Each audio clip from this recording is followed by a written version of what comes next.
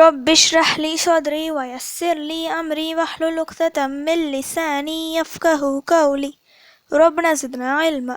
அஸ்ஸலாமு அலைக்கும் வரஹ்மத்துல்லாஹி வபரகாத்துஹு. வெல்கம் டு கீரு ஜன்னாயம் தஸ்னிம். எல்லாரும் எப்படி இருக்கீங்க? நல்லா இருக்கீங்களா? அல்ஹம்துலில்லாஹ்.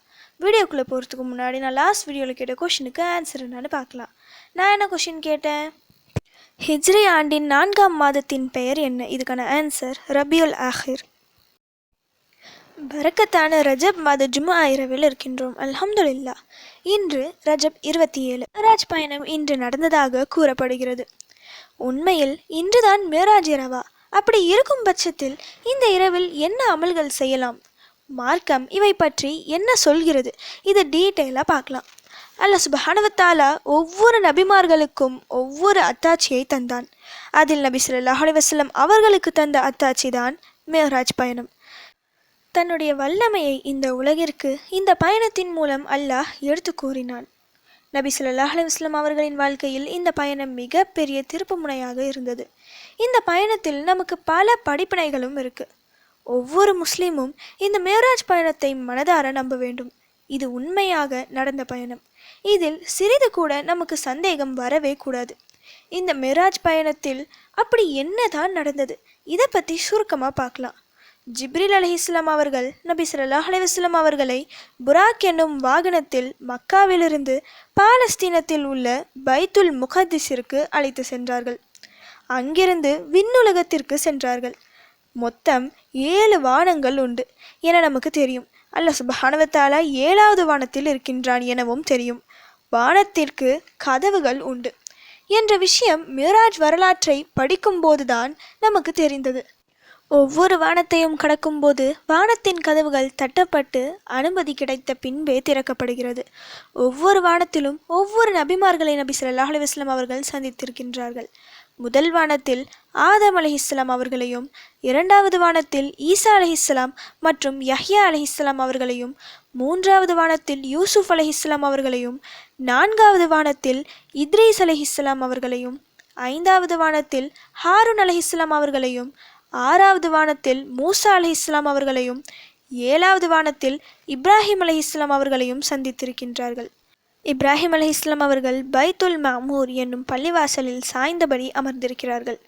பைத்துல் மஅமூர் என்பது மலக்குமார்கள் தொழும் ஒரு இறை இல்லம். அங்கு தினமும் 70,000 மலக்குமார்கள் தொழ பள்ளிக்கு செல்வார்கள். போனவர்கள் திரும்ப வரமாட்டார்கள். ஒவ்வொரு நாளும் இதே போல நடக்கும். அப்போ மலக்குமார்களின் எண்ணிக்கை எவ்வளவு என யோசிச்சு பாருங்க. சித்ரத்துல் முன்தஹா என்னும் பிரம்மாண்டமான மரத்தை நபி ஸல்லல்லாஹு அலைஹி வஸல்லம் அவர்கள் அங்கு கண்டார்கள். அந்த மரத்தின் வேர்பகுதி 6வது வானத்திலிருந்து ஆரம்பித்து 7வது வானம் வரை பிரம்மாண்டமாக மரம் வளர்ந்திருக்கிறது.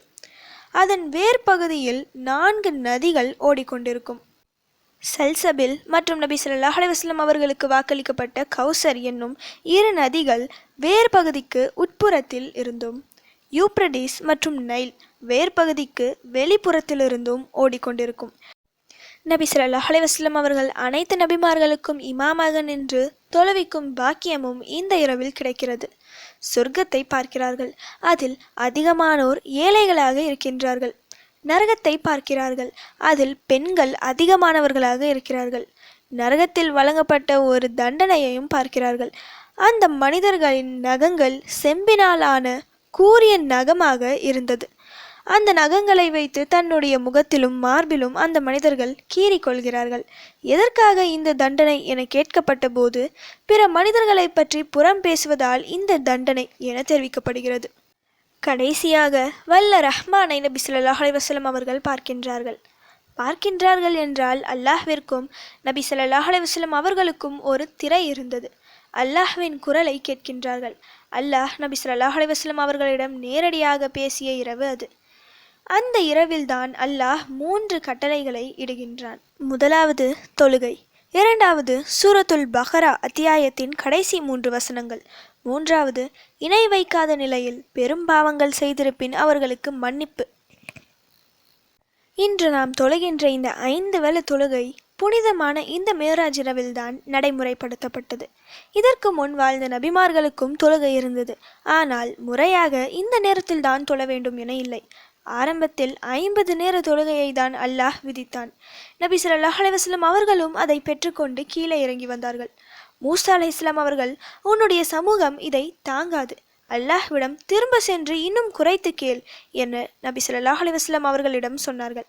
நபி ஸல்லல்லாஹு அலைஹி வஸல்லம் அவர்களும் திரும்ப அல்லாஹ்விடம் சென்று குறைக்க சொன்னார்கள். இதை போல பல முறை கீழே செல்வதும் திரும்ப மேலே செல்வதும் என நடந்தது. கடைசியாக 5 வேளை தொழுகையாக கடமையாக்கப்பட்டது. இந்த உலகமே இன்று வரை ஆச்சரியமாக பார்க்கும் இந்த இரவில் நமக்கான இந்த தொழுகை கடமையாக்கப்பட்டது என்றால் நாம் தொழும் தொழுகையின் முக்கியத்துவத்தை புரிந்து கொள்ள வேண்டும். இதுதான் மேராஜ் பயணம்.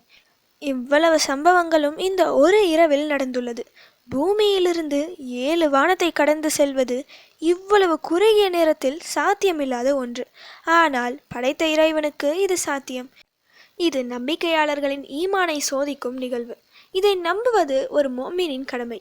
இந்த மிராஜ் இரவு ரஜப் 27 நடந்தது. இந்த இரவில் இப்படி தொழ வேண்டும், நோன்பு வைக்க வேண்டும் என்பது ஆதாரமில்லாத செய்தி.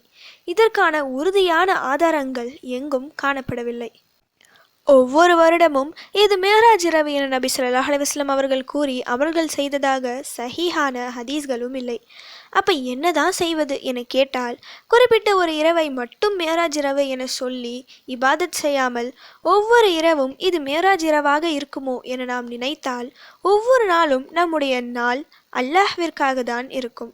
மேராஜ் இரவில் நாம் பெற்ற படிப்பினைகளை கொண்டு அதன்படி அமல்கள் செய்ய வேண்டும்.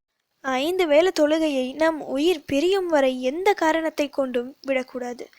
அன்று இறங்கிய சூரா பக்ராவின் கடைசி 3 ஆயத்துக்களை, அதிலும் குறிப்பாக கடைசி 2 ஆயத்துக்களை தினமும் இரவில் ஒரு முறை ஓதி வர வேண்டும்.